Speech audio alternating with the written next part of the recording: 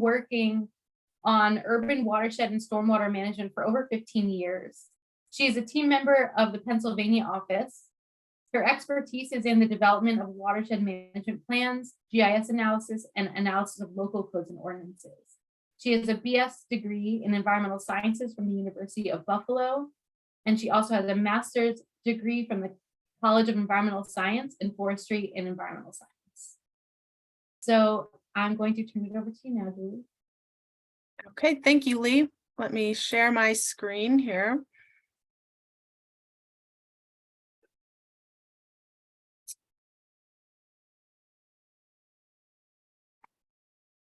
Okay, and just a minute.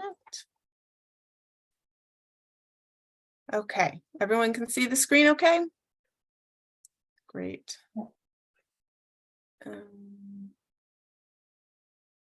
Okay. So, thank you, Lee. Hope you guys enjoyed that icebreaker. I learned a lot. Again, my name's Julie Schneider. I work for the Center for Watershed Protection, and I am physically located in Abington Township in Montgomery County, Pennsylvania. So I am in the Delaware Basin. And today we're going to be talking about reviewing our codes and ordinances. And the term that the center uses or had come up with is called what we call better site design. So better site design consists of 22 principles that guide development with the goals of reducing the creation of impervious cover, conserving our natural resources, and reducing our stormwater pollution. So overall, we're going to develop, how do we develop while minimizing our impacts? So this concept was developed in the late 1990s when a site planning roundtable was convened that included folks from the development community, so developers, engineers, planners, the National Home Builder Association, environmental groups that all came together and said, okay, how can we reduce the impact as we develop? And what resulted is what's called the Better Site Design Handbook that you see here in the right picture, that outlines these 22 model development principles that I'm going to talk about in more depth. This handbook can be, you can get this handbook by downloading it off our website, and you will receive a resource sheet with the link so you can do that. Okay. So what is better site design? Again, I mentioned it's to reduce our impact during development. What does it look like? This picture on the left is from the Natural Lands Trust. It was created by Randall Arndt. And one of the main ideas is to use what's called open space development. It's also known, you might know it as cluster development or conservation design development. So as part of the development process, the first thing that's done is looking at where are the unbuildable areas. So where are our steep slopes or wetlands? And then where's the other natural resources that we want to protect? So laying out your site plan, well, first delineating out those natural resources, and then laying out your development site around that. So that's going to reduce your impact at that development site. Here's some other examples on the right that show specific concepts of better site design.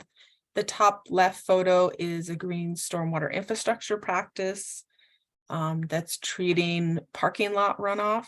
The bottom left photo, we're going to talk about cul-de-sacs and using cul-de-sac islands for stormwater treatment. The top right, we're going to be thinking about road width requirements. And then the bottom right shows an example of using traffic calming practices to plant trees, treat stormwater in our local developments. So within our local codes and ordinances, there's often barriers to allowing the installation of green stormwater infrastructure. Our subdivision regulations, our zoning codes and other regulations are typically outdated, and were not written with stormwater management in mind, right? So the goal is to revise, rewrite parts of the language in the codes and ordinances to make natural resource protection and stormwater management allowable and possibly even encourage it. So here's a list of some barriers that can be found in codes and ordinances, such as allowing grading or curbing, or requiring curbing so that it may dissuade someone to do some curb cuts to allow the stormwater to enter a treatment practice. The picture shown here on the right, some municipalities require the downspouts to be directly connected to the storm drain system.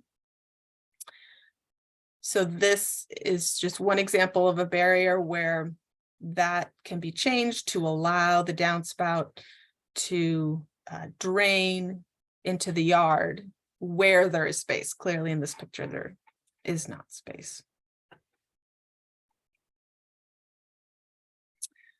Codes and ordinances are sometimes required. Codes and ordinance reviews are sometimes required in municipal separate storm sewer system permits, MS4 permits. EPA states in their phase 2 rule, their final rule for phase 2 MS4s, it encouraged people to identify code changes to reduce impervious cover and protect natural resources as a non-structural BMP. And then there's a list of states that actually in the permit, in the MS4 permit, require them to evaluate their local codes to remove barriers. And Maryland is one of those states. And I know in the old Pennsylvania, the last, I should say, Pennsylvania MS4 permit, there was some language in there about reviewing your codes and ordinances. We'll see what comes about in the next one. So the remainder of my presentation, I'm going to talk to you about a tool that you can use in your municipalities to review your local codes and ordinances. So along with the Better Site Design Manual, when that was created, this codes and ordinance worksheet was also created. So again, this is a worksheet that you can use and you'll be able to access for free. You'll be able to download it through a link to work with your local municipality, or maybe another municipality, whoever you're working with, to see where you can make some changes in the codes. It's set up super easy to use. It's basically an Excel spreadsheet that has all the questions, and then you answer them right there. And I'll talk about, how to use that in a little more detail. It also has a scoring system for each question, depending on how it's answered. If that question, if that is allowed, I should say, if that practice is allowed, then you get points. If it's not, you don't. And as I mentioned, the Better Site Design Handbook, and with it, this codes and ordinance worksheet, were developed a while ago in the late 90s. So recently, or it's been 5 years now, but it was updated in 2017, which doesn't seem so long ago, but it has been 5 to 6 years now. So this is more updated and it was put into Excel.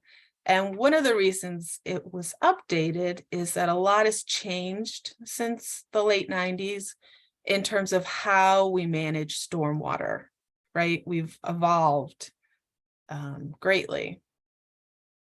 So this new worksheet reflects the latest science and stormwater management technology and regulations. It also provides flexibility for different types of development. So there's a tab for rural to suburban, urban, and ultra-urban areas.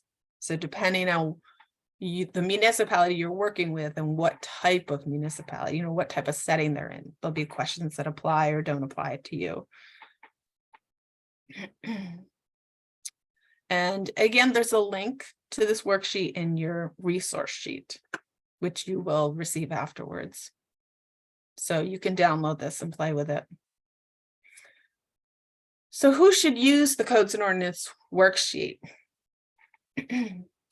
I think it would be important for communities that know that there's growth coming, they're experiencing some pressure to evaluate, if that growth comes, what's it going to look like and how can we make some changes so we reduce our impact on our land. This can be completed by staff within the municipality. And many of you are from local governments. Or it can be done by a nonprofit or even a consultant, someone outside of the municipality. I would encourage them to work alongside someone, a staff person in the municipality while doing this.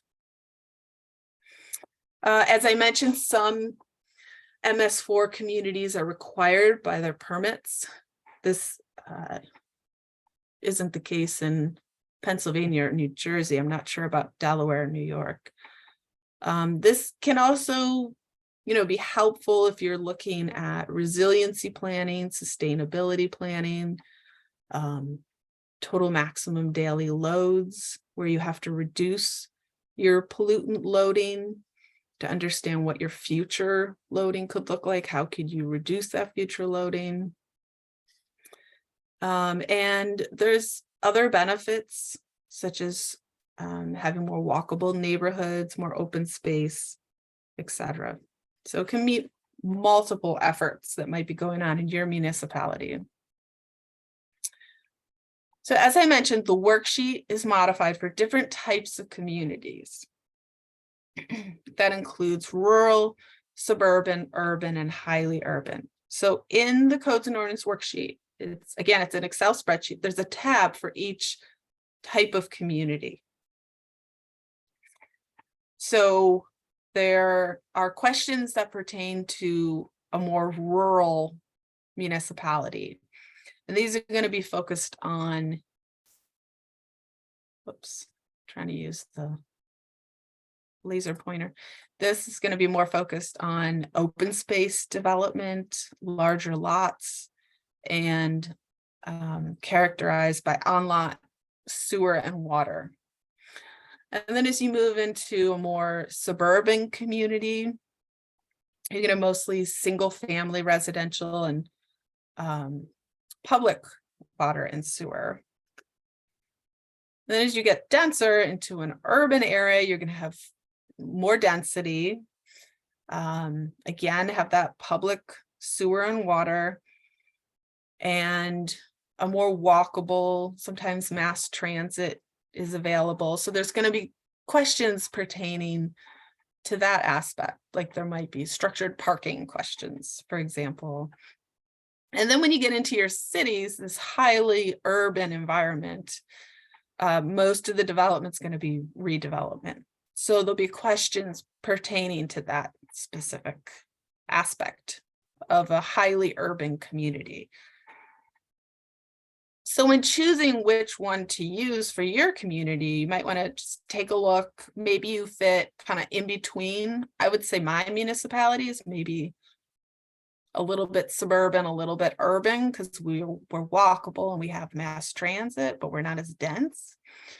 And you can use the cow to, select the questions that you feel are most right for your community. So I just wanted to take a minute here, and in the chat, I'd like to have everyone just type in what type of community they think what type of community you are located in. Which one of these codes and ordinance worksheets would best fit your community? So a lot of suburban, highly urban, rural, so a whole mix. Great, thank you. Okay, so a whole mixture here. So with the codes and ordinance worksheet, there are a few caveats that I wanted to put out there. First of all, this whole process is really focused on how development is laid out on the ground. It's not focused on the where. Where is the commercial? Where is the residential going to go, etc.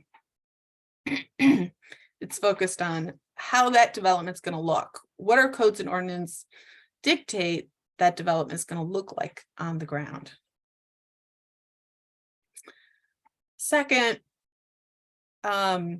when using the code and ordinance worksheet, we review it for what's actually the language that is actually in the ordinances. So, a minute, let me.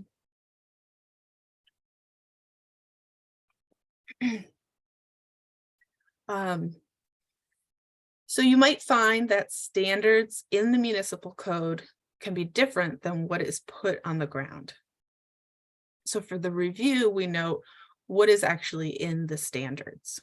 And then you might have a conversation with the municipality regarding what's said in the code and what's done on the ground, and use that to maybe make some changes. Also, you're going to be reviewing, for example, road standards, but there might also be references to other manuals or checklists that you'll use for your review. Some of the codes and ordinance might come from state standards as well. And last, within these questions, there's going to be some trade-offs, meaning, for example, if your community allows for narrower roadways, and that's going to mean that there's less on-street parking, and you might need to have wider driveways, for example. So you're trying to reduce the amount of impervious cover, but that's kind of a trade-off there to think about.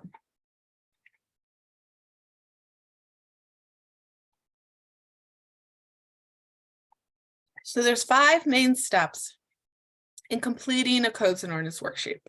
The first is to go ahead and gather where the municipal codes and ordinances are located, to find them, download them, put them on your computer, or print them. In my experience, most often they're on the municipal's website.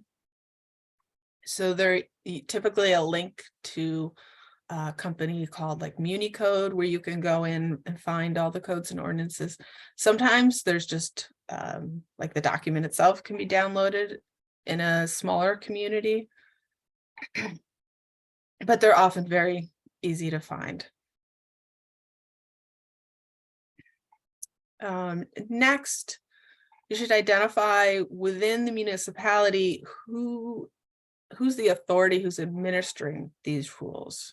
You'll want to make connections with staff at the municipality to share, your project and understand if there's any near future plans at the municipality to make some code revisions. So that might be if they're going to be looking at redoing their road standards, then maybe that's an area to start. So this might be a contact with the planning staff, the Environmental Advisory Council, or others.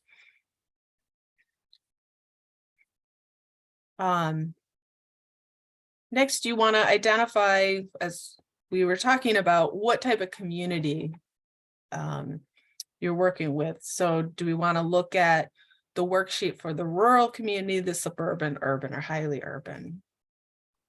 And maybe, you'll probably want to look through those questions and see if there's any that may just not pertain to your municipality.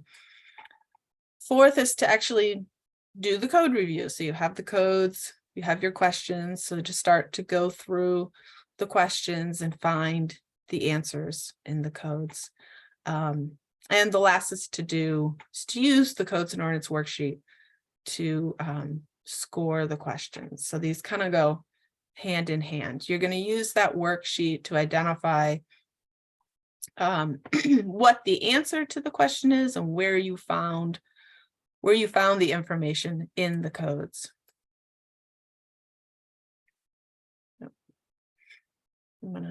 So here's a table to show you that you're going to be looking at all different types of codes and ordinances. And these are just some examples here: your subdivision ordinance, parking lot requirements, your stormwater management requirements, and those often they're going to be referencing the state standards, right?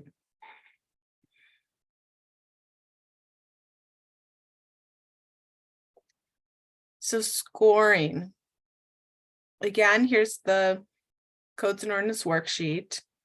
So points for each question are assigned based on how well the current development rules agree with the question, right? So at the top of the spreadsheet, you don't see it here in the screenshot, but there's instructions for how to do the scoring. And you can modify this based on your community. But essentially, if you answer yes, you get 2 points, or I'm sorry, 1 point mostly. There's a few questions where you get 2, and then a few where you get half a point. And these are identified in the worksheet. Some of the half a point questions are like little add-on questions. For example, there's a question about stream buffers, and if you also protect stream buffers or stream buffers along like intermittent streams or wetlands, you'll get half a points. There's also answers of not applicable, NA, and codes are silent. So not applicable can occur when a question just doesn't apply to that community. For example, if a community doesn't offer open space management or open space development, then the more detailed questions regarding open space are not going to pertain. So that's just not applicable to your community.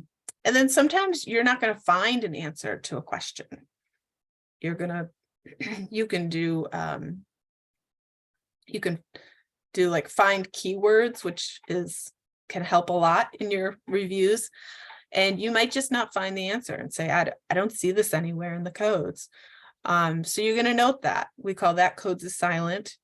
And you're going to note that, I looked in the road regulations and this, and I just didn't see anything. And that's where, after you're done with filling out the worksheet, you're going to want to note those questions where you just couldn't find anything pertaining to them, and communicate that with your contact at the municipality to discuss those questions. Okay. So that's an overview of the worksheet. I'm going to now get into the actual questions and the sections within the codes and ordinance worksheet. So it's divided into 4 different categories. The first being residential streets and parking lots. which pertains to the better site design principles 1 through 10. Lot development, which pertains to principles 11 through 16, and conservation of natural areas, which again pertains to the better site design principles of 17 through 22, and then runoff reduction, which is all about stormwater management. So the first category of questions focus on our residential streets and parking lots, and focus on codes, ordinance, and standards that determine the size, the shape, and the construction of parking lots and roadways. So we have everything from how the street's laid out, right away, cul-de-sacs, parking lots, a lot on parking lots. There's a question on structured parking, which again, probably wouldn't apply, isn't going to apply in your rural communities, maybe even not in your suburban, but most definitely in your urban and highly urban communities.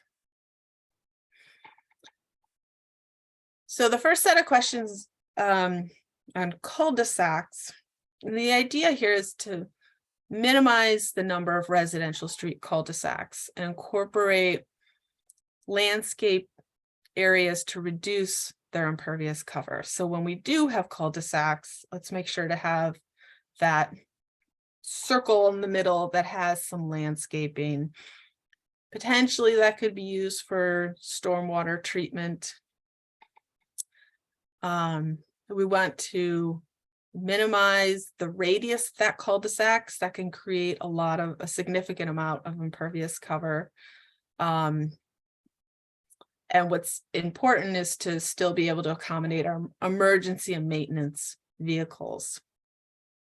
So along with the update to the codes and ordinance worksheet, we looked at standards for road widths and cul-de-sac radius.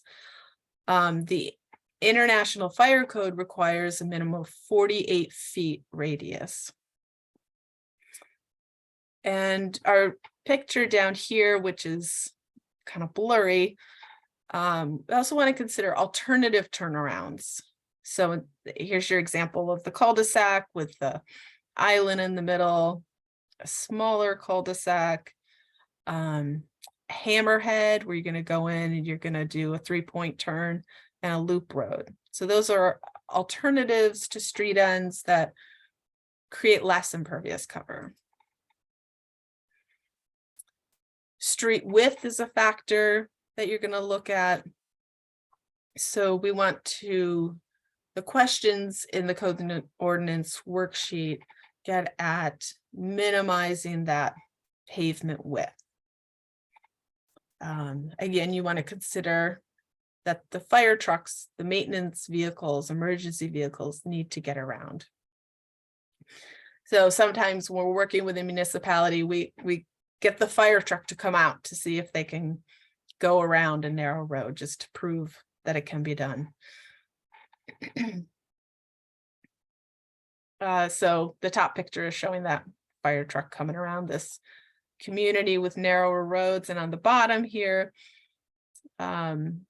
showing the use of these bump outs. These could be used for stormwater treatment. Looks like here they're being used for tree planting, and they also help with traffic calming. Our next section looks at parking lots. Parking lots can create a lot of impervious cover and just be huge areas of impervious cover. So we want to help reduce that imperviousness by providing compact car spaces, minimizing stall dimensions, incorporating efficient parking lanes, and using pervious materials where possible.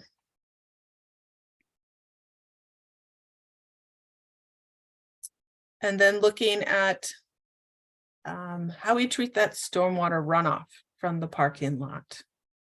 Again, it's a big source of runoff, and with it comes a lot of pollutants. So we want to think about how that stormwater runoff can be treated on site. This is a picture here showing at the curb stops that they're allowing the water off of this site to come into this bioretention system. So it treats part of the parking lot. We want to allow for or encourage planting trees in the parking lots and using those landscape requirements for stormwater treatment and planting trees.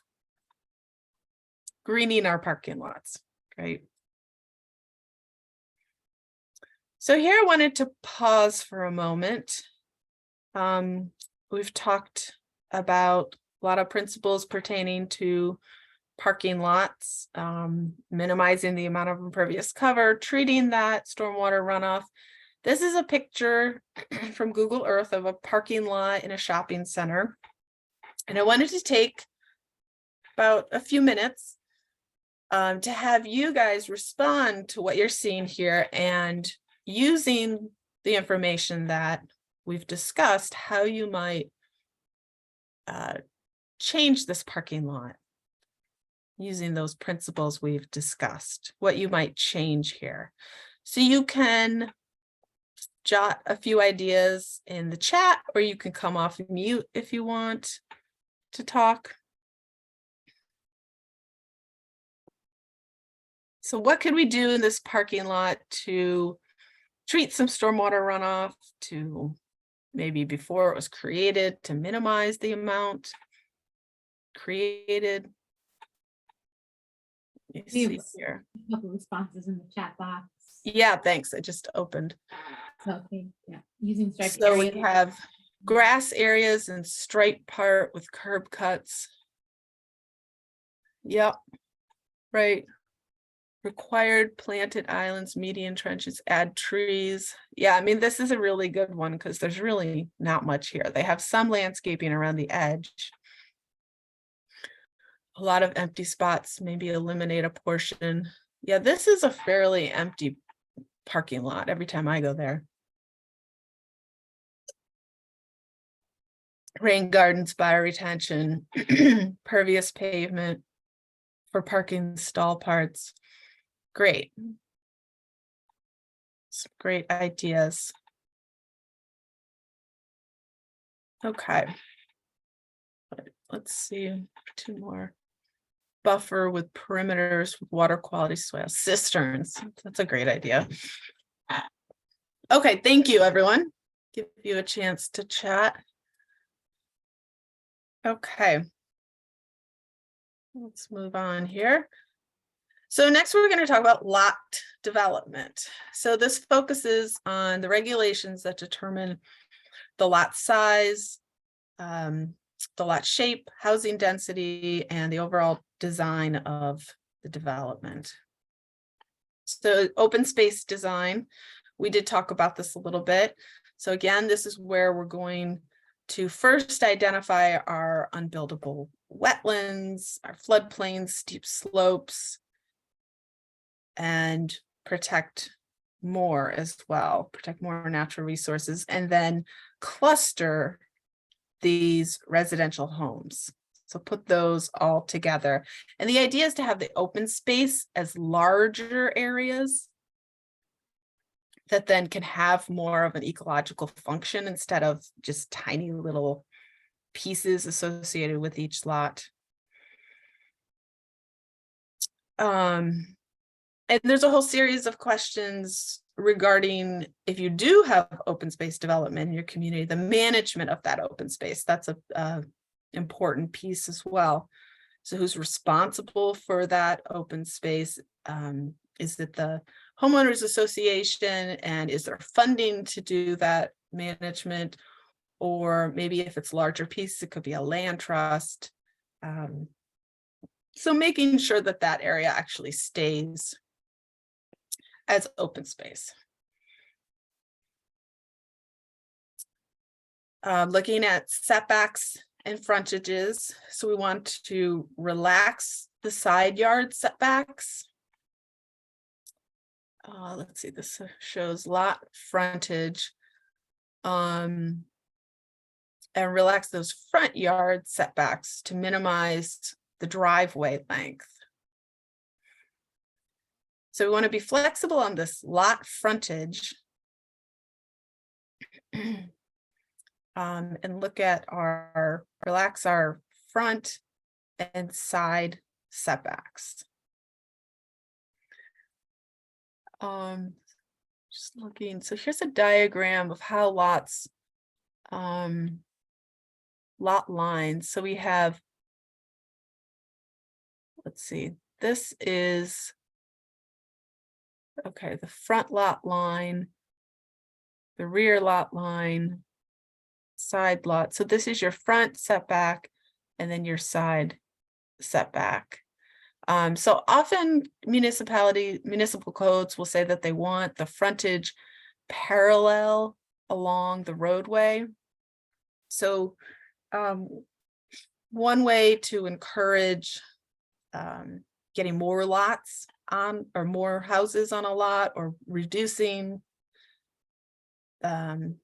which then, so if you can have alternative frontages, then you could do something like these, what these are called, zipper lots or angled lots, but they have a different, your municipality has to allow a different type of frontage.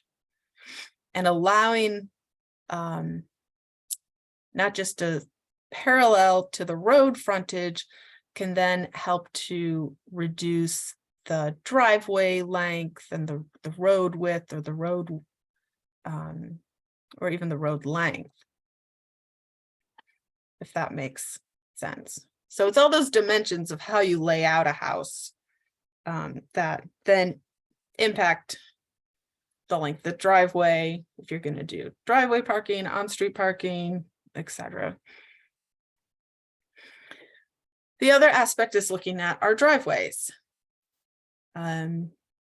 So we want to have those be shorter, not so wide, allow for the use of alternative materials, pervious pavement, etc. And 2-track driveways, and allowing for shared driveways where appropriate.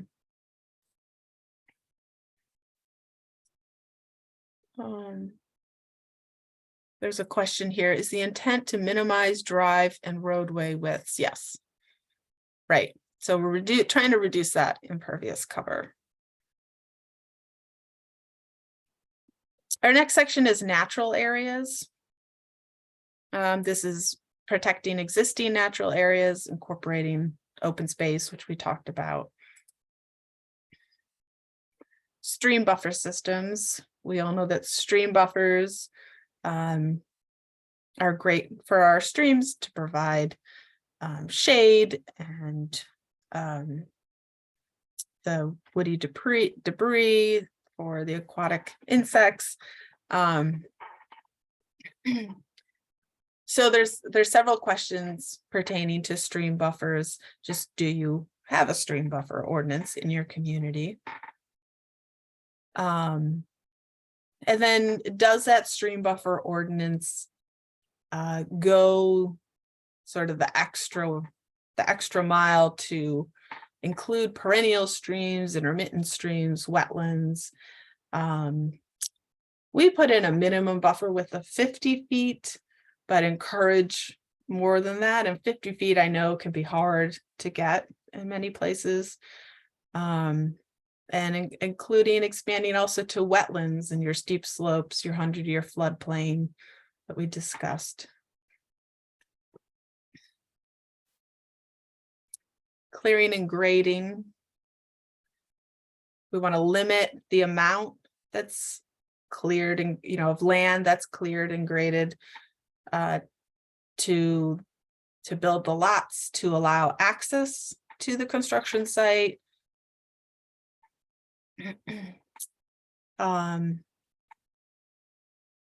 So we want to make sure we have good erosion and sediment control ordinances to preserve our soils, our native soils, our natural vegetation, steep slopes.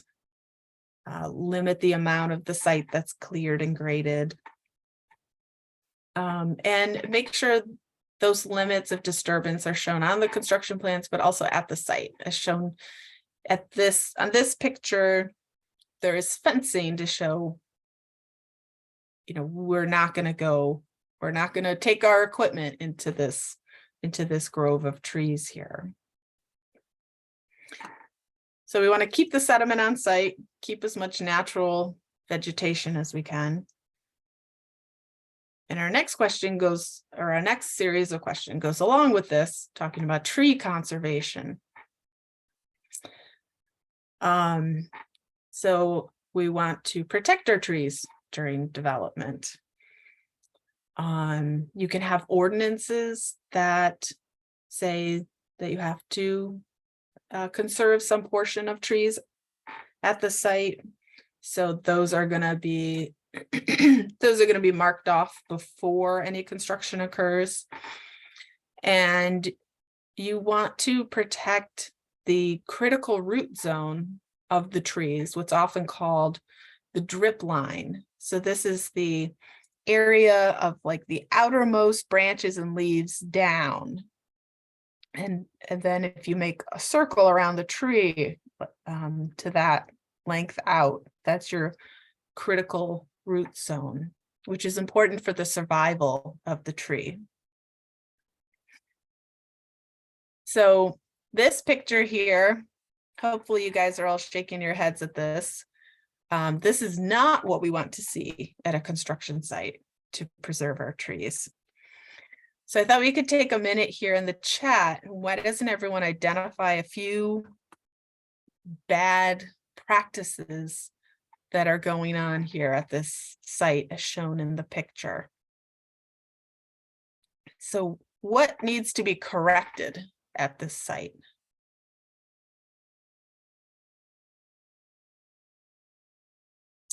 Anyone? Let's see. Okay, let's see here. Needs fencing. Let me go back up to the top. Construction materials piled at the base of the trees. Right. All this sand, I'm not sure exactly what it is right up against the tree. That's going to kill the tree.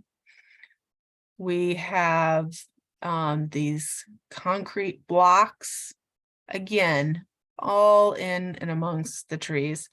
These should be blocked off with fencing as shown in the other picture, so people stay out of there.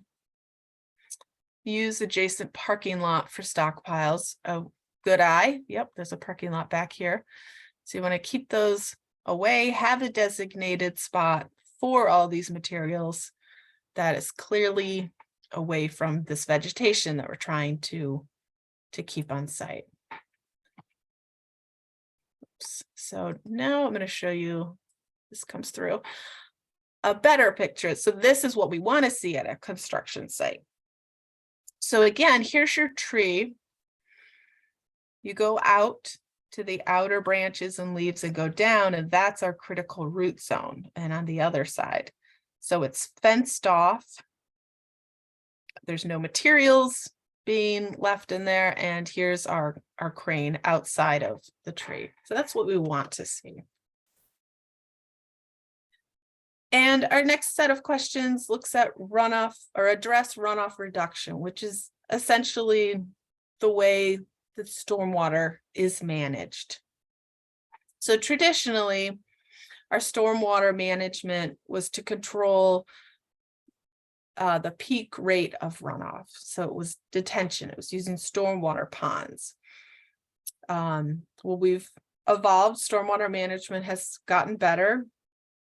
And we now want to reduce the runoff, the volume of stormwater runoff from our site through infiltration, filtration practices at the site.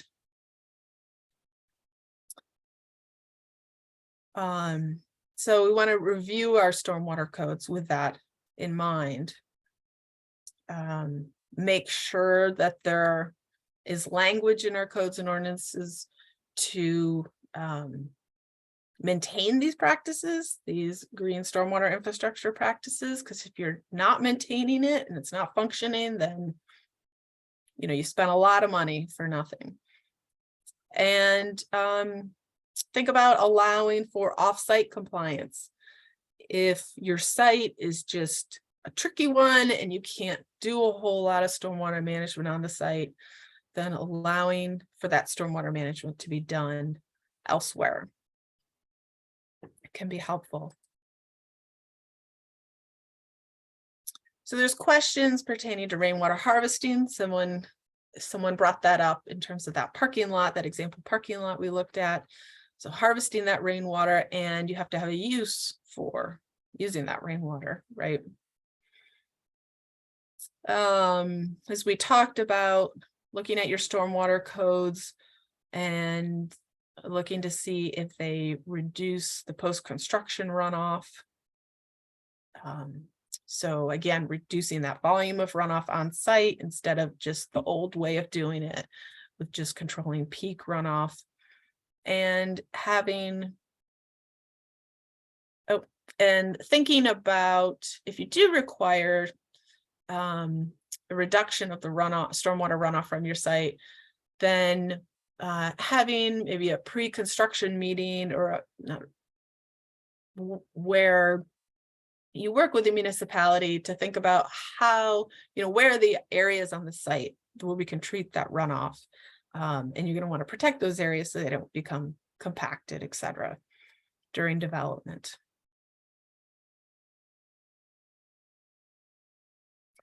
So I went over a lot of information that's contained in the codes and ordinance worksheet.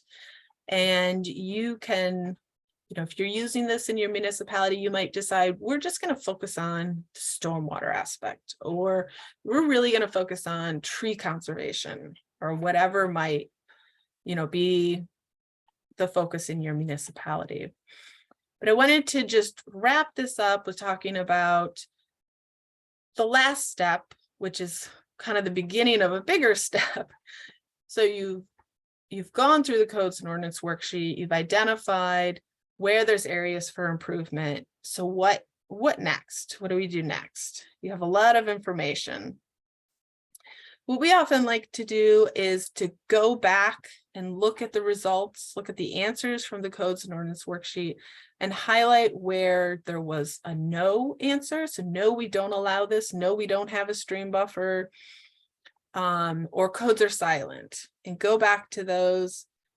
Clearly, you're going to have a discussion with your municipality, and they're going to help you identify, well, which questions do we think, or which sections of the code do you think we could tackle first? Which ones are kind of easier? Which ones are harder and going to be long-term actions, like that stream buffer? That's a tough one. That seems to be a real hard one. You want to, of course, take advantage of any codes and ordinances that are being planned to be updated. Maybe your municipality has to update their stormwater regulations because there's new state standards. So that's a great way to put in some recommendations, work with the municipalities. There's going to be certain questions that the municipality is just going to have more support for. It's going to be easier to get them through. And you might consider prioritizing aspects of the code that are just going to remove direct barriers to make on-site stormwater treatment easier, or natural resource protection better, etc. So I do need to end my presentation, but maybe in the question and answer, we could talk about other tips or other examples that others on this call have in terms of making some of those changes in the codes and ordinances.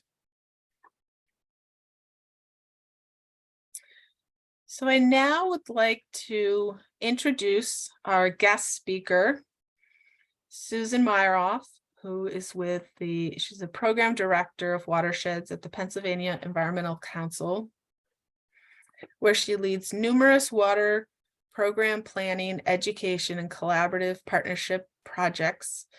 Susan is a certified professional planner with over 30 years of experience in public, private, and nonprofit organizations, concentrating on watershed and stormwater management assessment, education, and planning projects.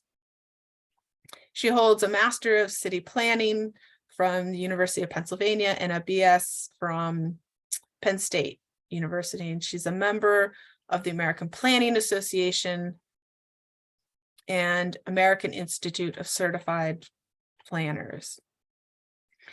So Susan is going to provide a case study where she's done some of this codes and ordinance work with a local municipality.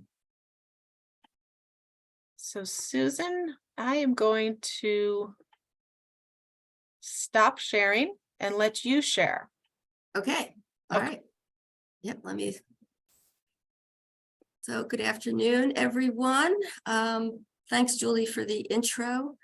Let me just put up my, make sure everyone can see this as the actual presentation. Are we good there? I want to make sure. Okay, fantastic. Well, again, thank you so much for inviting me. Really happy to be here. I'm going to be going through a little bit of a case study on how we applied an audit like the one that Julie just described for several municipalities within southeastern PA. Again, it's very similar to what Julie just described, which is great because you've got a lot of sort of background on sort of questions and things. And I'm going to just describe our project, how give you a little bit of a framing and then dive into the case study, which happens to be Abington Township, where both Julie and I currently live. And so I hope this is useful, and we'll give you some specific examples of how we worked with our community and how we applied the audit tool. So just in terms of background, I did want to mention that we felt the audits for eliminating barriers to green infrastructure was a really interesting idea. We knew there were audit guidebooks around, especially Center for Watershed Protections, which I have used, and it's great. But we actually found another similar tool developed by the University of Wisconsin Extension, and we decided that we would perhaps develop a program or project around this particular audit tool. And before we sought any funding for this, we actually did talk to municipalities to say, are you interested in this kind of detailed review of your codes? Is there would there be value? And we actually got our municipalities that we work with in suburban Philadelphia were very excited about this, especially Abington. So that kind of got us thinking that we could probably craft a good project around this to see how this actually worked in practice. So we did apply to get some funding, and our goal was basically, as Julie's mentioned, our goal is always improve water quality through increased implementation of green infrastructure practices. And so by making sure that our municipalities have the tools embedded in their codes to allow these kinds of practices, it is, I think, fundamental in terms of trying to improve our water resources in our region. We do have a lot of impairments, a lot of MS4 communities. So just making it possible to implement these kinds of nature-based practices is very critical, because we know from years of experience that these practices help slow and filter runoff where it falls. That helps minimize pollution and slow the volume and velocity of stormwater entering our waterways. So again, embedding these kinds of practices into local codes really supports more sustainable and consistent implementation across our region and across our watershed. So that was our goal. Here's a little snapshot of the tool that we use, which was called Tackling Barriers to Green Infrastructure, again, developed by the University of Wisconsin Extension. There is a link in the presentation, which I think will be shared with everyone. Very similar tool to the Center for Watershed Protections, COW guidebook, very similar questions, but there was a lot of emphasis on the stormwater management aspect, which was very appealing to the municipalities that we worked with. And I just wanted to share this. This was some of the things that we shared with the municipalities when we kind of approached them to say, hey, we would like to look at your codes. We basically were sharing these images to say, hey, your local code actually requires this, but doesn't allow this. And so it gives us this sort of illustration of what practices are actually enabled and permitted versus some that perhaps are not, or require extra steps that make it not the first choice of a developer who's coming into a township to develop. So we kind of show this graphic to kind of explain and to sort of clarify why this is a good exercise to look at their codes and ordinances. And we also find this sort of helpful when talking to elected officials as well. For those of us who do ordinance review work, you know, it's very detailed and kind of wonky. So having things like this that kind of show the differences is really, I think, impactful. And Julie showed some great examples as well. And Julie mentioned there's a whole lots of land development, land use regulatory documents that our municipalities in Pennsylvania follow. The two most popular, of course, being the SALDO, or the Subdivision Land Development Ordinance, and the Zoning Ordinance. But there are many other codes and policies that we look at when we do these kinds of reviews, as Julie had shown. As I talked to you about Abington, we did look at most of those sort of typical things, but we also looked at the comprehensive plan, their recreation, parks, and open space plan, and a ongoing stormwater management feasibility study. So these are really important regulatory documents that you need to look at. And as Julie also mentioned, many of these provisions and policies kind of are interrelated. So you have to look at everything to understand how it's regulated in a community. So this is actually just a snapshot. I don't expect you to read all this, but this is a snapshot of the audit tool sort of structure that we use. And you'll see it's very, very similar to what Julie just described. It's sort of this worksheet that you look at. This is the report card part. So there's a area that allows you to respond to a question and then talk about where that code reference is found or not found and make some notes. And then there was a grading system that we used primarily just for prioritization. So and very, very similar to the numeric grading that Julie mentioned, but here it was if this practice was promoted or incentivized, it kind of got an A. If it was illustrated but not maybe preferred or incentivized, it got a B. And then you get into those sort of areas where it's not mentioned at all. That's the sort of silent, code silent. That was we gave that a C. And then D was if we found the language to be prohibitive or in conflict with best practice. So that's sort of where we use this tool for our work. And of course, success for projects like this is to see these recommendations that we make in their changes in their policies and practices. So that was our sort of project approach. And as I mentioned, we did seek funding from the Pennsylvania Coastal Zone Management Program to do this. But before we even applied, we did talk to our communities and they were supportive. So they actually supported our grant application. And we have now, that grant was applied for in 2020. We worked with 4 of our suburban Philadelphia communities, and we actually added a 5th, Newtown in Delaware County. But you can just see here on the map where they're located, and they include Upper Gwynedd, Lower Merion, Newtown in Delaware County, Upper Darby also in Delaware County, and then here's Abington in Montgomery County. This is what I'll be focusing on today. Just a quick shout out. I noticed that Colleen was on the list of participants today. So just want to say hi. I did work with Colleen and her crew in Lower Merion when we undertook that audit as well. So glad you're here. So let me dive into the Abington Township case study and just let you know why we started. Sort of Abington was our first community that we worked with, and in full disclosure, as you heard, I'm a resident of Abington, but I'm also an appointed official. I sit on the Abington Township Environmental Advisory Council, and my primary function on the EAC is to review our development proposal. So this was very near and dear to me.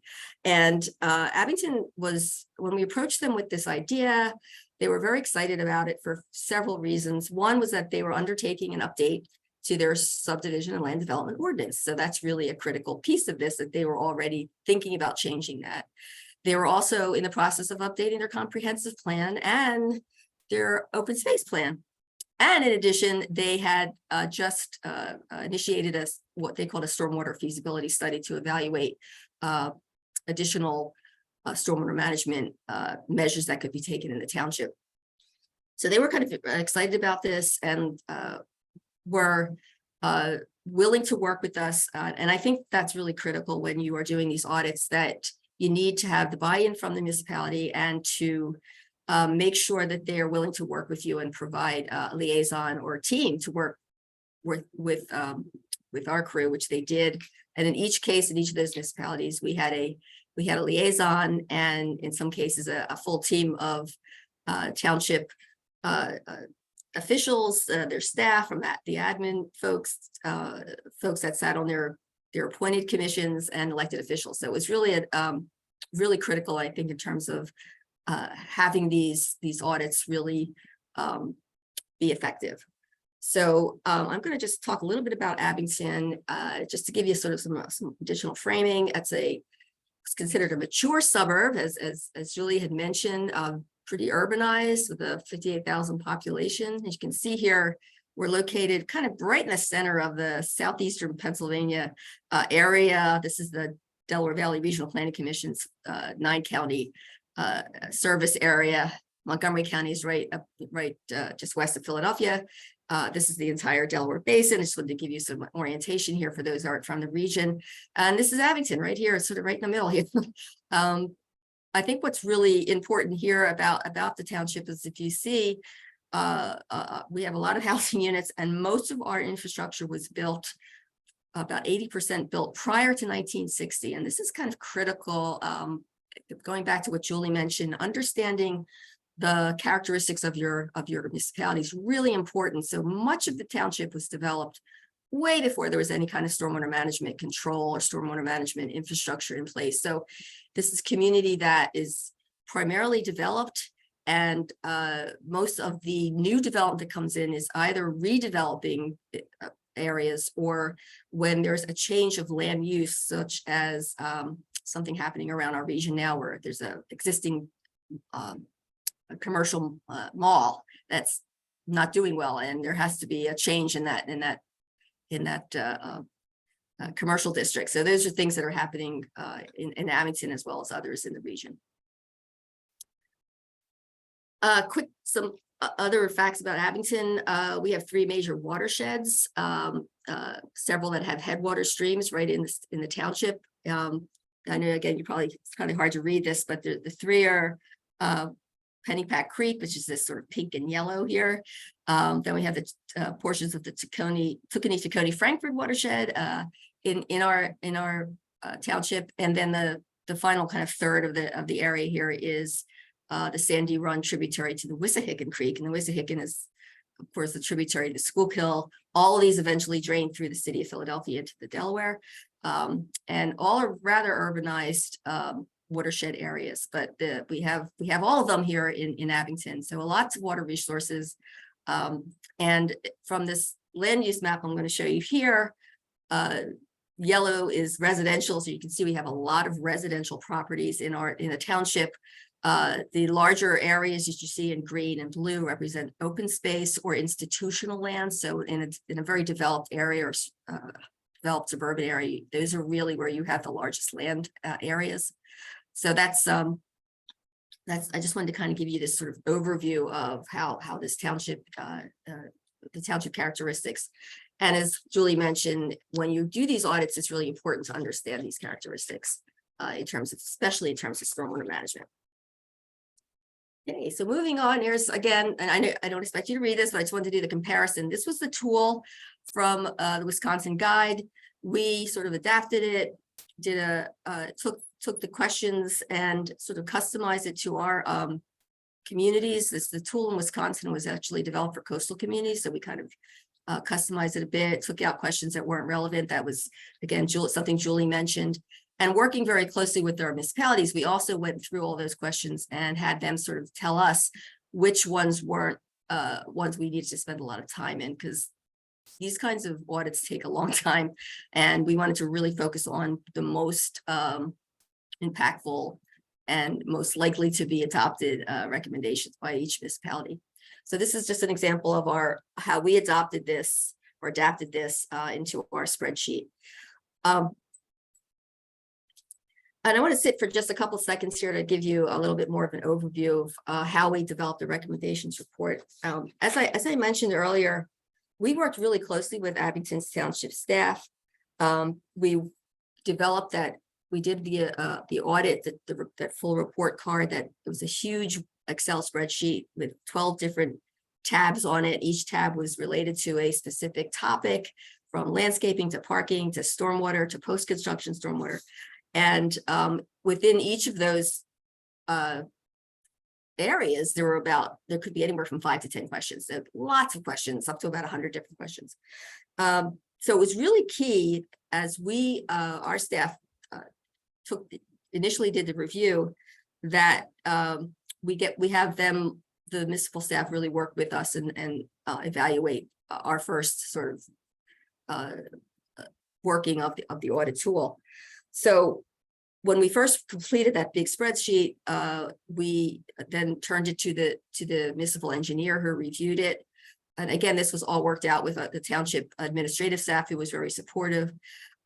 She reviewed it. She felt that some of the questions needed to be vetted by the fire chief and by the code enforcement officer. So that we went through this very interesting iterative process where they looked at all of the responses to the questions, and we talked about it, and we then developed sort of priorities based on that first audit of their codes and ordinances. And from that, we developed a recommendations report, which highlighted sort of the top priority issues. And we organized that report in 5 different sort of categories. And I'm going to go through just a couple samples as I talk about our example in Abington. But again, it was really important that the township be very involved in this. And I think that's really critical for then having the recommendations report and the recommendations that are made continue to be reviewed and evaluated for adoption. So when we developed our recommendations report, which you're seeing on the left, we then, again, of course, shared it with the township. They then shared it with, they had a new engineering staff by then, so that was reevaluated. They also shared it with their engineering consultant, who only does their MS4 work, shared again with the code enforcement officer, the planning consultant. So really a full team of folks reviewed this. They provided their comments, in some cases disagreed with some of the things we said, and we talked about it. So the final report then was reflective of their input as well. And the other thing that we prepared for the community was this appendix, which for each of our recommendations included references, sample language, and things like that. So we felt we wanted to just provide a recommendation, and then here's where you can get some more information about this. Okay, let me move on. So I'm going to just highlight a few of the recommendations that we made for Abington. I won't get into too much detail, but I wanted to kind of go through the different categories in the recommendations report. So we started with this, what we called reference, and this is all about definitions. Does your code, does your ordinance actually define green stormwater infrastructure or a rain garden? Is it in your zoning? Is it in your subdivision? So we felt that one of the most important things you can do is make sure you have the proper references. And you don't necessarily need to change all of your definitions. You can reference other documents that have these definitions. So our recommendation here, and this was related to design standards for rainwater harvesting. We cross-referenced the the stormwater ordinance, their own stormwater ordinance. And then also we referenced the PADEP's BMP manual, which, by the way, has now, the updated version was just released a few days ago, and it's called the Post-Construction Stormwater Management Guidebook. So, use those, make sure that you have the proper cross references so that you're highlighting and indicating that these are things you're interested in seeing in your development. The second category that we addressed in the recommendations, we referred to as flexible standards. And this was probably the most, this is the one that had the most recommendations. And this basically is, as we reviewed the different codes and answered those questions, we were finding that you just needed some little tweaks to allow more flexibility in the different aspects of maybe your landscaping or parking requirements. So I thought I wanted to highlight this particular one, which is kind of common to many municipalities, where the only thing that's permittable in some cases for your landscaping, your buffers and your parking lot islands is grass. And so we made the recommendation that that you have to make your ordinance more flexible to allow these different deep-rooted vegetation. And we found in Abington's ordinances that you can do other things, but it's not really incentivized. And so, and this actually brings there's another kind of cross issue here about many municipalities have nuisance ordinances which don't allow vegetation to grow over 10 inches. That's another story. That could be a complete different workshop on that. But here is just one way where you can go through the landscaping provisions in your ordinances and maybe change this to say we would prefer to see these native vegetation and deeply sodded vegetation that helps with stormwater management. On the category of incentives, this is kind of an interesting place when you're looking at codes.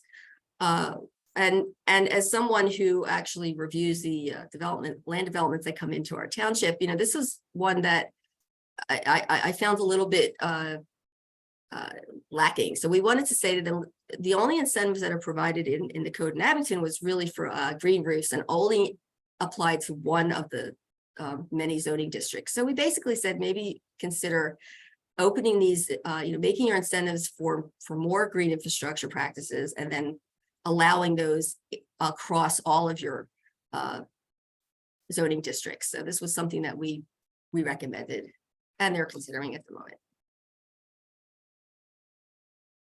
Another reference or another category that we made some recommendations in was related to what is included on the site plan. There's lots of opportunities for you to ask for information when dealing with development community, and what you put on these site plans and your stormwater plans is pretty integral in that. So one of the questions that were asked in this audit, and I think it's also asked in the Center for Watershed Protection's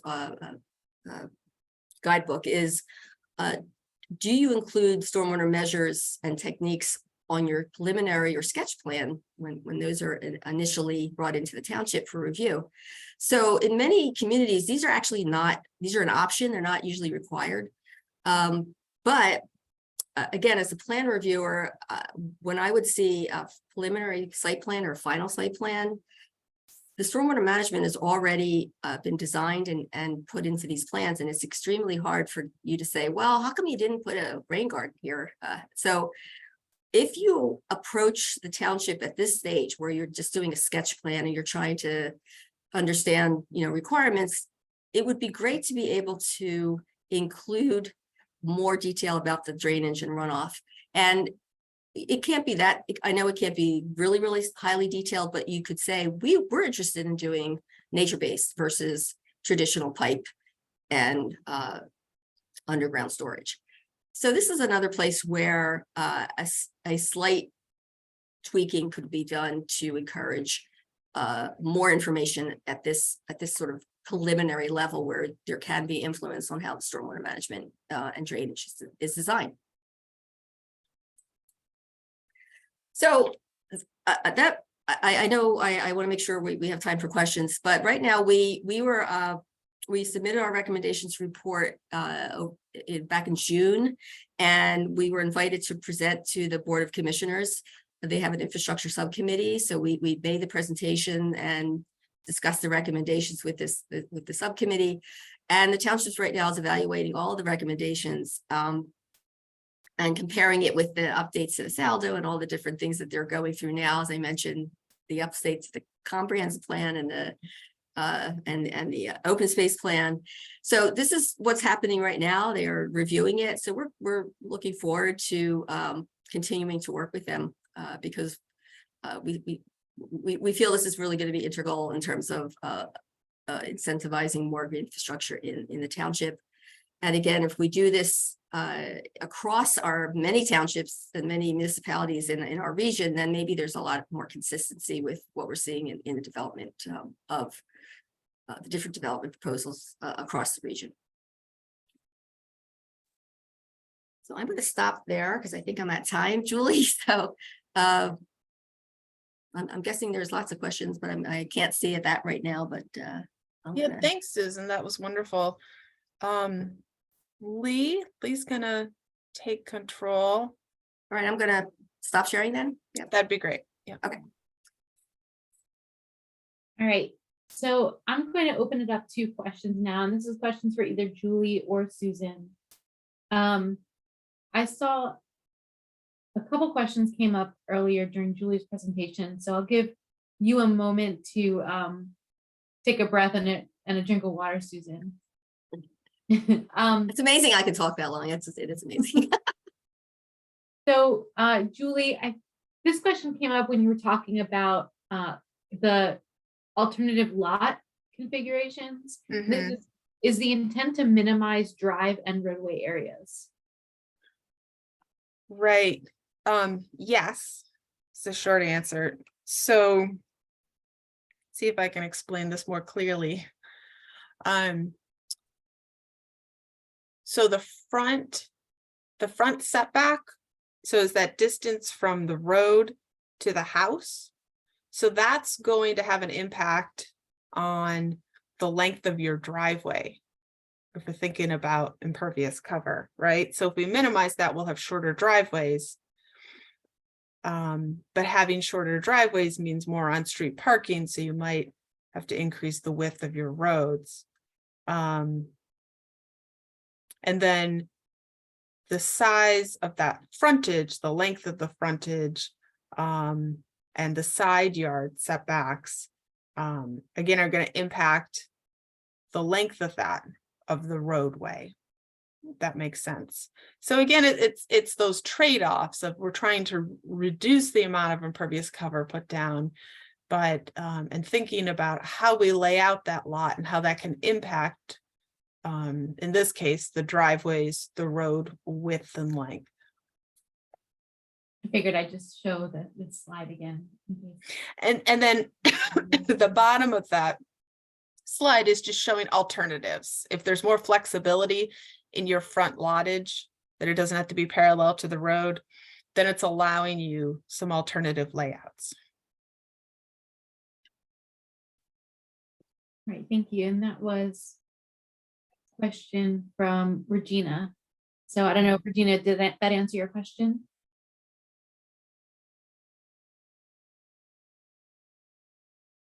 Well, let me know if it doesn't. All right, and this is another question from Regina. So are there any recommendations that were not accepted that surprised you? And this is Susan, I think this is for you. Well, that's an interesting question. There are with Abington was just liked everything, but I can tell you that when we were doing the vetting process, we were going through the whole audit tool. A couple things that they indicated were they weren't as interested in looking at permeable paving, for example, as a one of the measures. They felt that there was too much maintenance. It was not really. They just were. That wasn't something they were that supportive of. So not that that's surprising, but it was just kind of one thing that we just didn't. There was a whole section on permeable. We didn't look at the codes related to that. But Surprising? Gosh, not really. I'm trying to think if there's anything that someone said, no, we will. Oh, okay, I can think of something. The cul-de-sac, that was a big problem. And this has come up several times. So allowing there's a lot of issues with emergency access that are in conflict with some of the practices, and Julie mentioned that in terms of the width of roadways and cul-de-sacs. I was like, this is great, just put a nice big stormwater feature. And the folks from the emergency folks were not, they just didn't support that. They were worried about emergency access for their equipment and things like that. So those that I've been finding across several municipalities that we were looking at that. So so again, and Julie mentioned this, those trade-offs. When you start to give bonuses, for example, for having green infrastructure, we wanted to make sure that that wasn't going to allow a developer to eliminate other things that we would like to see from an environmental standpoint. So you have to look at all that when you're reviewing these codes. So I guess that's one example that I can think of. So just as a follow-up, because I just would be interested to hear, and I'm gonna also give some folks time to put questions into the chat box.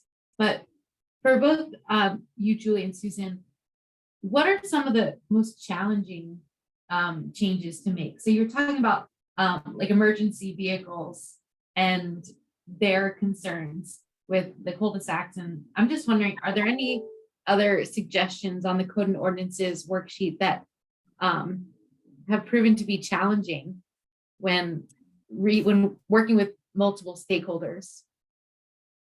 Yeah, so it can be very challenging. And as Susan discussed, I appreciate your case study and learning more about my township.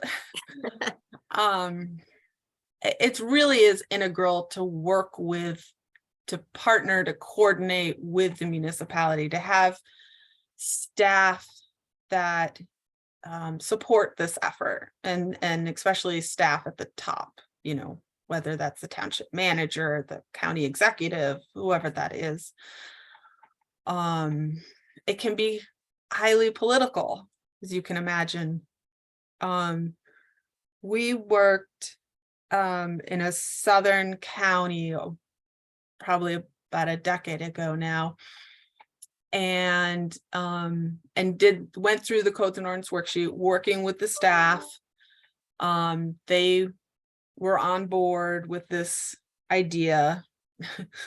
Not everybody was on board, but and one of the big hot button items was stream buffers. They did not have, as I remember, they didn't have stream buffer requirements.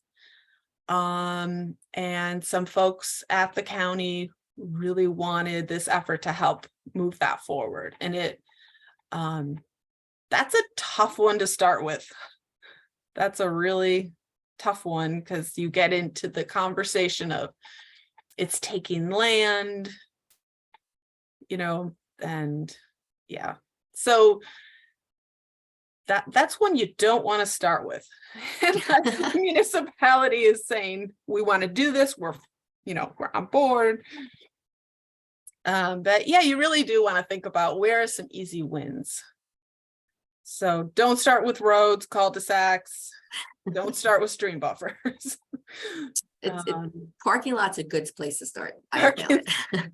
when you start to address that, hey, can you make your landscaped islands a little bit bigger so that they actually have the volume of soil that will support a tree? Can you think about putting a stormwater feature in a parking lot? And those seem to be easier to sort of present, because you can show these pictures, you can explain why it's a benefit. But on the other hand, there might be a loss of some parking spaces. That can be an issue. So like you said, there's that trade-off again, right? So you might need to shrink the spaces if you want to put larger islands. So there is a little bit of that, but you could at least make sure that those things are permissible and don't require extra steps. A lot of times we were finding I think there was examples, if you're going to minimize, if you're going to go change the minimum number of parking spaces or the size, you'd have to go through an additional hearing, go to a conditional use or zoning hearing board. So the best practice, or the one you want to see is enabled, it's allowed, but you have to go through two other steps to get it permitted. That's a problem for folks that are coming in and want to, just build their building. So what we always try to do is make this kind of the first thing you want to see, not the afterthought. And that was for me as a reviewer who's coming in as looking at these things, and it's already, all the stuff's in there, and I can comment on it, but it's very unlikely that things would change after they've been designed. So that's something is an issue. So I have a couple questions for you, Susan, about Abington Township. So the first question is, has Abington Township considered implementing a stormwater utility? So right now they're, I think I mentioned that they have a stormwater feasibility study that they're undergoing. It's in the works at the moment, and there's a lot of different recommendations in that may include that option. It has not, it's still in process. So I guess the answer to that, Cheryl, would be, I think it is a consideration, but it hasn't been formally presented yet. Okay, and the second question, how did the residents of Abington react to the recommendations or changes that came out of the audit? Well, it hasn't, I presented it to the Board of Commissioners, so of course it was a public meeting, and we had and it's on the there wasn't a lot of interaction at that meeting. So we haven't had, the recommendations are right now just recommendations. They haven't been implemented yet. And I think I'm looking forward to seeing how that may be incorporated into the new saldo. So yeah, that's kind of a wait and see. I don't know yet. we're hoping to see support, of the recommendations. So do you have any examples of public engagement around these code and ordinance changes to get some residential support? That's a great question. What we did was we were trying to think of things that would make this discussion, this communication about this easier. And I mentioned earlier in my presentation about this sort of comparisons and illustrations. So what we offered to the municipalities is that we would do these like little flyers, and they would have images and say, here's what we're proposing to do. Instead of this is what would be now permitted. And we felt that those could be used as a communication piece to help to, in a way, sort of sell this and say, here's what we're proposing. Communicating around ordinance change is, I would say, it's very difficult. So I think illustrations, taking people out to see these actual best practices, take them to a beautiful rain garden or a basin that's been retrofitted. One of the best things you can do. And that also builds support, I believe, for the municipal elected officials. They're the ones that are going to be hearing from their constituents if they see something that doesn't look like it's been mowed or manicured. And I'm sure many of you have had that experience. So the more we can educate and show these practices and their benefits, I think that's where the education and a role of many of our organizations is now. It's just illustrating how these look and why they're beneficial. Yeah, I see there's a great comment here that it sounds like recommendations will be supported by residents, but perhaps developers may be a challenge. Well, again, that's where you really need to make sure that you're talking to the development community. And I think for municipalities to express their preferences for certain things is really important at the beginning. you know, it's been my experience that the developers would like to be able to come in and have approvals very quickly. So if they come in with a nice plan and they've incorporated things that they feel the township is going to want to support, that's kind of a win, because you know, the worst thing is for them to have a lot of pushback and issues from the community. So yeah, I think it's really important that this be something expressed as a preference by the community up front, and then that becomes the development community becomes aware, okay, we should be showing a nice rain garden in this development, and that's something that they appreciate. That's why the incentives are also a good way to again put that forward. It's like, we really want to see this. We'll be happier if this is already included, and if they know that up front, I think that's really important. Julie, would you agree? I think. Yeah, I would just mention, we've worked with communities in the past where our approach has been to have the home builders, have the developers as part of this discussion from the beginning. So where we have some of the municipal staff, some of the developers, the environmental community, have discussions around certain questions. So there might be a set of people where we meet regularly to talk about the codes and ordinance pertaining to streets or to parking lots. And so everybody has a voice in it. So yeah, it is important to get them involved from the beginning. Yeah, I completely agree with that. And it's a much longer process. Yeah, as you can imagine.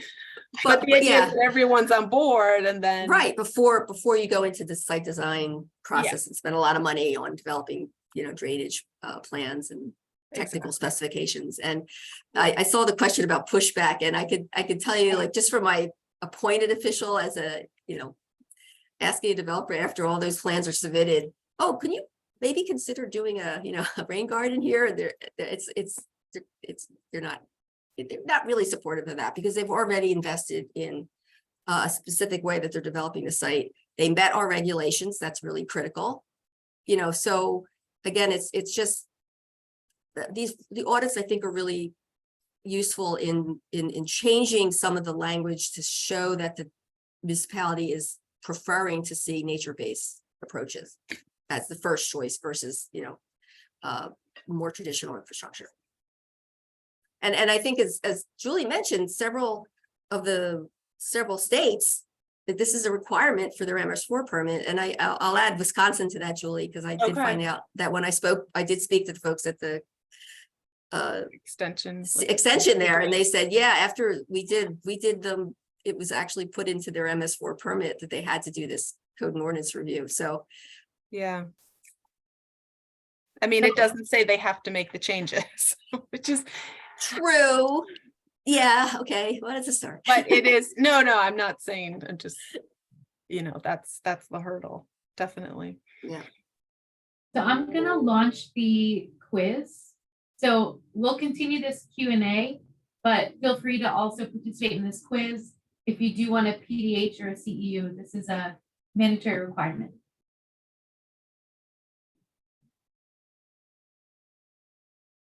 Are there any other questions? And Susan and Julie, feel free to ask the question of the audience as well. Yeah, so I'm curious. I see some people from Jack and townships. Would anyone like to share an example from their municipality or their work regarding, you know, doing some ordinance review, and what type of obstacles you found in the codes, or different approaches to working with the municipality to achieve some changes in their codes and ordinances? I'm looking at you, Cheryl.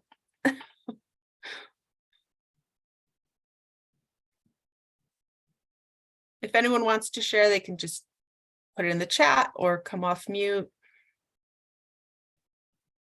Oh, Kathleen?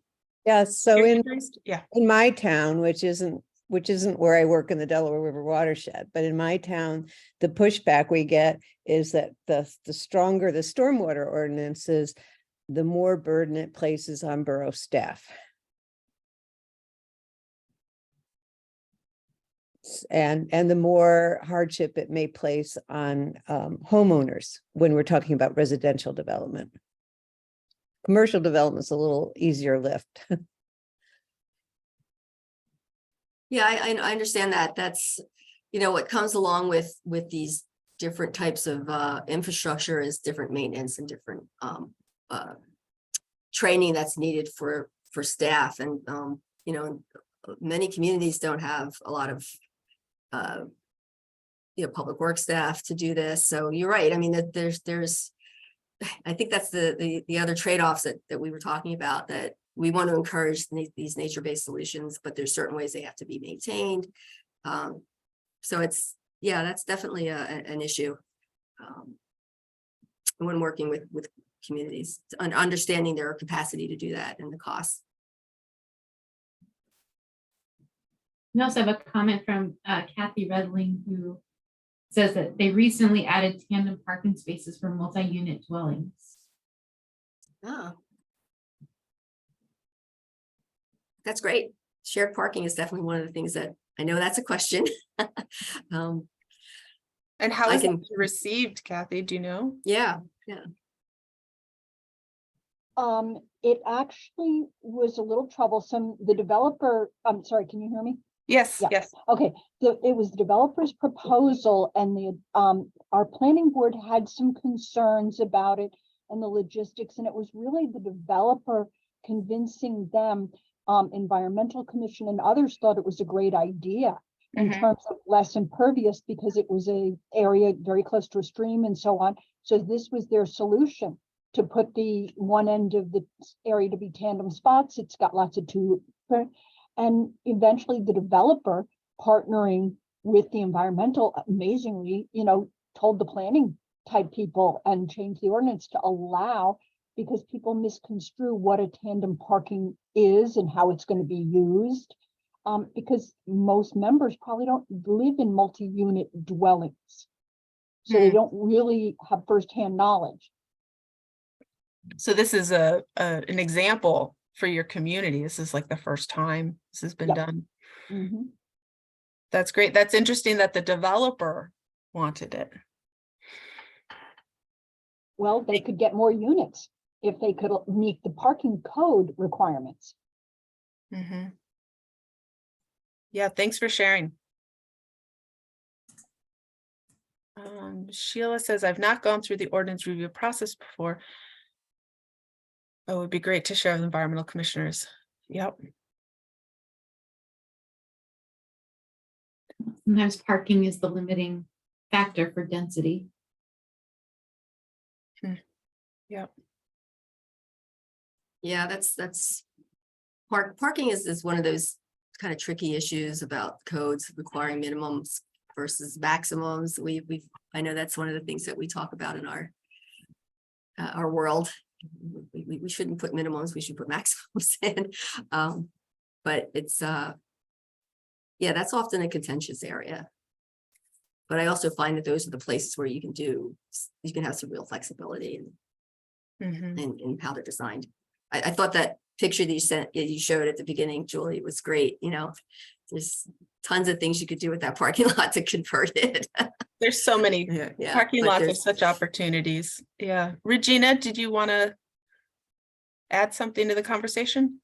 Go ahead. Yeah, I would just say that with the parking, sometimes it's what is controlling density, and it's hard to like make those changes in ordinance. It takes time, and an intermediary step would be to recognize where the parking is not necessary, to just have the developer set aside that space and not actually put in the impervious cover, and kind of reserve that as like a parking area as needed if the demand were to come about, so that you still have the same amount of density. It's considered impervious in your, density calculation, but it doesn't actually get built. It saves them money. They don't have to put the pavement in.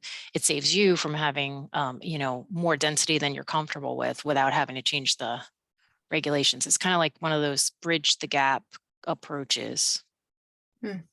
That's interesting. So you've seen that, you do that in your community? Yeah, and more in commercial, obviously more in commercial Yeah. applications, but they're, you know, the parking is just what's kept things in check, and you don't want to misuse it, but it's been a way to reduce development. So I think people need to go back in and do what you're promoting here, is look at the ordinance and put the right things in the right manner so that you're controlling density by density requirements in zoning, and stormwater is serving the purpose of stormwater, not, you know, controlling density. Right, right.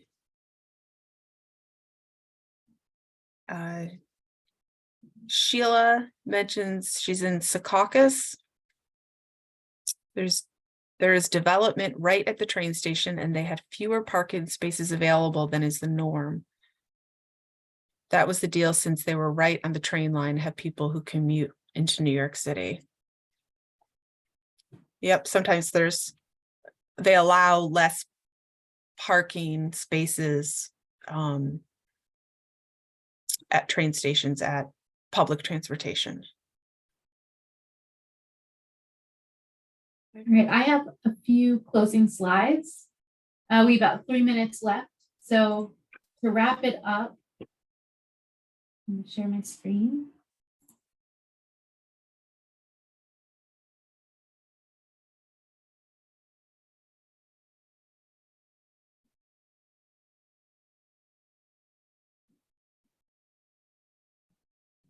So next in the series, and the final training in the series actually is going to be on February 7th, stormwater funding and financing. So this training is going to be allow you to learn about a variety of options to fund stormwater projects, including operation and maintenance. Also, how the Federal Infrastructure Investment and Jobs Act will help fund stormwater improvements through the state revolving funds. So also, and you can also hear about what utility fees can be used, as well as other innovative funding opportunities.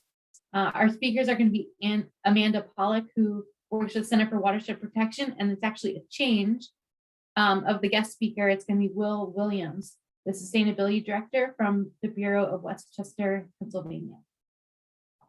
So if you have any trouble registering for that training, feel free to reach out. And also, I'd like to remind you that we have that drop-in office hour, 1 to 2 p.m. on Thursday. If you want to come in and ask Julie any follow-up questions, she'll be there. And if you are working on, if you have time to check out the Codes and Ordinances worksheet and have any questions about any particulars, this would be a really great opportunity to walk through some things with Julie. And then as a follow-up, I'm going to share in the chat a link to the feedback survey. This is really helpful for us to get an idea of what we did right, and also things that we can do to improve our training opportunities, as well as topics that you would like to see trainings on in the future. If you can't make the office hours, you can feel free to come to next week's office hours and meet Amanda.